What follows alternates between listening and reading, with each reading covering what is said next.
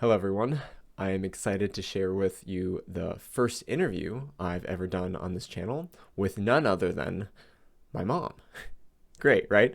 The backstory behind this interview is that about a year ago, the ethical dilemma that we get into in the interview, I had been discussing with a number of people and getting some sort of mixed answers on it. And because the dilemma in question is really relevant to sort of marriage, family, relationships, that sort of thing, I really wanted to see what someone who has a lot of wisdom and a lot of experience in that area, aka my mom, would say about it. So this is what we did. It's completely on the fly. I did no preparation, neither did she, and yet I think it turned out really well overall. So I hope that you guys like it, and let me know what you think in the comments.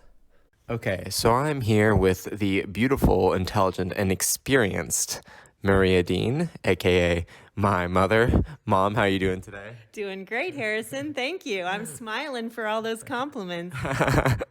Great, great. Well, they're all true. Okay.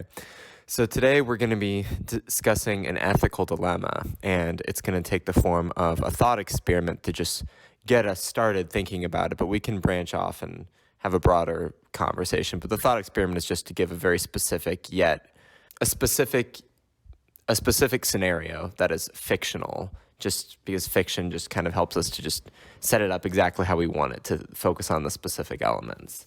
So the scenario is a husband and wife are getting ready to go out for some social event, and the wife puts on a dress as she's getting ready and asks, "Honey, does this make me look fat?"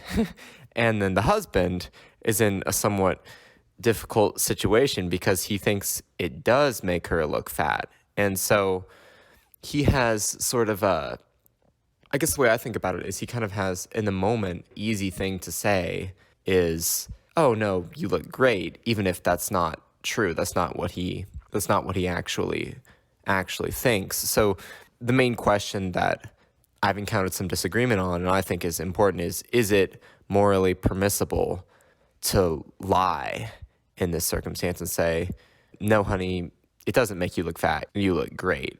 It is tricky because the question can have a lot wrapped up in it. It can be a really emotional subject. So now that I've kind of set out what we're thinking about, on to you, Maria. What do you think?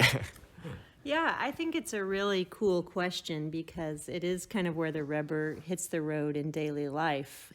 And I guess the first thing that came to my mind with it was Ephesians 4:29, which is, "Do not let any unwholesome talk come out of your mouth, but only what is helpful for building others up, that it may benefit those who listen." And as we've worked through that concept from Ephesians 4 in our lives with the kids growing up and in our own lives, I've always thought about there's the circle of what's true, and then within that circle of what's true, there is what is wholesome. And then I think the Bible defines wholesome as helpful for building others up according to their needs. Granted, that particular verse doesn't mention truth telling, but I take that as a given. So my overall position on your question would be, I think it would be wrong.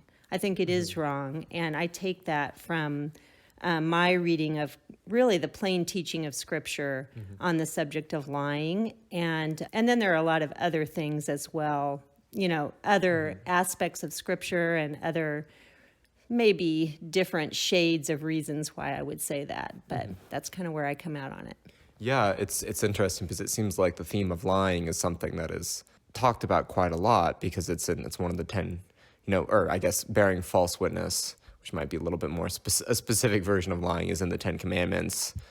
And then there's, in Paul's epistles, he says, like, I forget which one it is, but he says, do not lie to one another, seeing that you've put off the old self with its practices and have put on the new self, which is being renewed in knowledge after the image of your creator.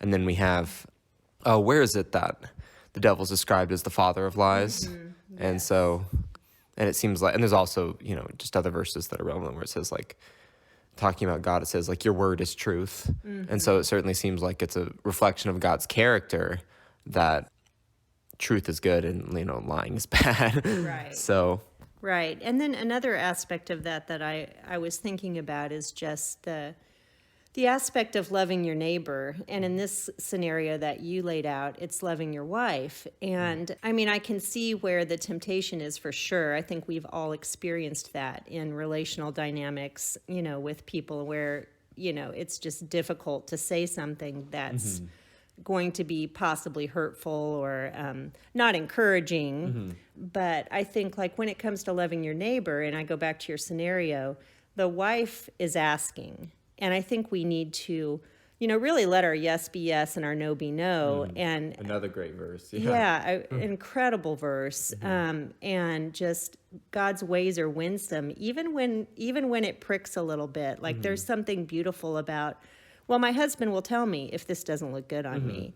And I think really, if, again, we're going to assume in your scenario that the wife is actually asking. She actually wants to know. Yeah, yeah. And so if the husband isn't telling her a truthful answer from his perspective, he's not loving her in the moment. No matter what his other thoughts might be, like she is asking for input. Yeah. And he's not giving her truthful input. So yeah, I think like loving your neighbor, and then we could get into all the nuances of how do you tell her, right? And that's a whole nother aspect. Yeah, I agree. That is because it seems like we could kind of make a broad and simplistic division between lying and not lying, and within not lying there would be dodging the question, there would be changing the subject, there would be giving a vague answer, there would be giving a direct answer, but I think all of those just aren't really core to the ethical dilemma that I'm interested in. But I'd be happy to hear your thoughts if you had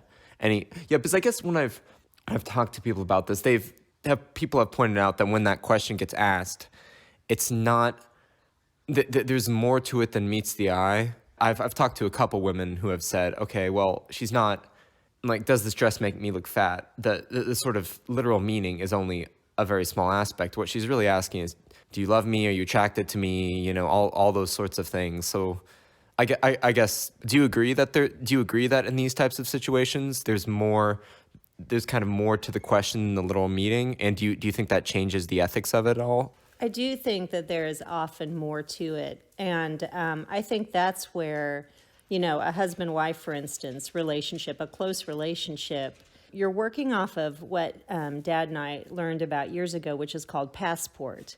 And you have passport with the people in your lives that you build up over time. I think for instance, if a husband and wife had a very strained relationship, the answer might look different than if there's a warm, loving relationship where the wife really knows how the husband feels about her, and that's not really being called into question. Yeah. I don't think either of those scenarios means you say somebody looks good when they've asked and they actually don't look good. But I do recognize that there could be a lot at play in that, and a lot of that comes back to what have the husband and wife, how have they dealt with each other in the past? Yeah.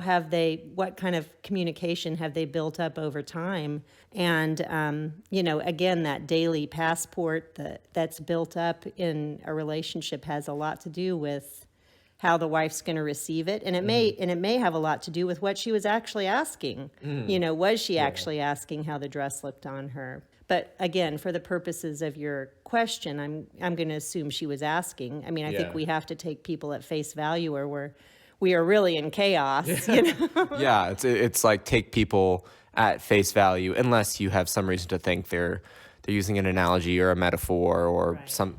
Right. And the other thing would be that, again, back to some more of the nuances of the answer, the husband, if he's dialed in to his wife and how she's doing, what kind of day she's having, what her struggles are, there may be a lot of ways that he can build her up, even while he gives her a truthful answer about the dress. Obviously, we're not talking about yes and no's and then we don't speak to each other anymore, So, I mean, I think that's important too, because there is the point blank question, but there can be a lot put around it that is encouraging. And, I could think of 1,000 examples. Oh, I really, pointing her to another dress in addition to letting her know that this isn't her best look, whatever. There's so many things, but so I think, there's a lot at play there, and the nuances of what words you put around the truthful answer are going to vary. Yeah, definitely. Yeah, that makes a lot of sense. So, so I'm curious. I haven't heard you talk about the idea of passport before, but is that something? Would that be synonymous with like kind of? Oh, I'm just thinking of an economic term like relational capital, or like Yes. I'm just trying to try to put it in my own words because I'm Yes. not quite sure. I'm not familiar with the concept. So Yes, that I think that's exactly what it is. It's relational capital, and for instance, you'll hear things like sort of ratios of like you should encourage someone 10 times for every one time that you bring a correction or a criticism. Well, the 10 times you're building up relational capital or yeah, passport as we heard it. yeah, And, that I think that's huge. So, yeah, your scenario, it could vary widely based on, if you will, what the relational, capital or the passport is between these two people. yeah. Yeah. That makes a lot of sense. It's kind of like I'm just trying to put that into my own words. It's kind of like relational capital is sort of what you've built up between your spouse that lets you provide provide like feedback that can be negative sometimes, or constructive or like constructive feedback, or things that they don't want to hear but that is good for them to hear. But then they have all these other examples of, oh, my husband loves me, like he encourages me, he has all this other stuff. So that those sorts of examples and her memories of those allow her, or make it easier for her to hear the constructive feedback or whatever. Yes, exactly. And I think building passport is a challenge because I think in our fallen humanness, most of us, most of the time, probably fall pretty far short of 10 to 1 in terms of how much we really build one another up. And truthfully, there too, I mean, we're not looking for flattery. We're looking at, what's the Lord doing in their lives if they're a believer, or what common grace do we see in their life if they're not a believer? And, how can we point them to the Lord in terms of the work that He's done in their lives, or things that He's blessed them with. So, yeah, I think that's it. It's like, it's an important piece that's always there. It's kind of the air you're breathing in your relationship, you could say too. It's like, what is the dynamic, and how does this person, and obviously as the person on the receiving end of the 10 to 1, we're count, even in a general sense of like, well, how is this person, we're trying to be outwardly focused and care for them, and a lot of that gets taken care of if we just try to love one another. But the passport thing goes for, obviously, I guess you probably get this, like it goes for any relationship, just before we bring correction, people need to know that we really care for them, and a great way to do that is just ongoing encouragement. Yeah, I think that makes a lot of sense, and yeah, I think it does. I agree with you. It does seem to apply to just about any relationship, or at least any relationship you have sort of like repeated dealings with the person. Again, to use another econ term, yeah. Exactly. We had a pastor back in our early Christian life, and one of the things he said was when he would bring correction to someone, and we're kind of drifting onto other subjects here, but I think it's kind of interesting. He would always start out by saying, "You know that I'm for you, right?" Right. And that's just another aspect of that. And it does still kind of tie back to your example. It's like, well, in that husband-wife relationship, hopefully the husband is really for her, Right, yeah, and he wants her to go out and look nice and be well represented in, what she's wearing, and, all those things, that goodwill that should be there. Yeah, something else I've thought of with going back to the specific scenario. So it seems like there's, when we're thinking about ethics, there's a number of different aspects. There's like, there's what the Bible says. There's like our common sense or our moral intuitions. Because there's not like every single ethical scenario is just like, oh, look it up right in the Bible. It's really not that simple. So just in terms of thinking about just sort of our experience and our common sense, my intuition is that if the husband or the wife, it could go either way, but just in the thought experiment, we're thinking about the husband is in the situation of having to answer the difficult question, is like, if you set that precedent in your relationship for giving an easy but not truthful answer, it seems like that really just seems to me like a slippery slope, where it's just, okay, now is the principle you're setting out, it's okay to lie anytime it'll make your spouse feel good?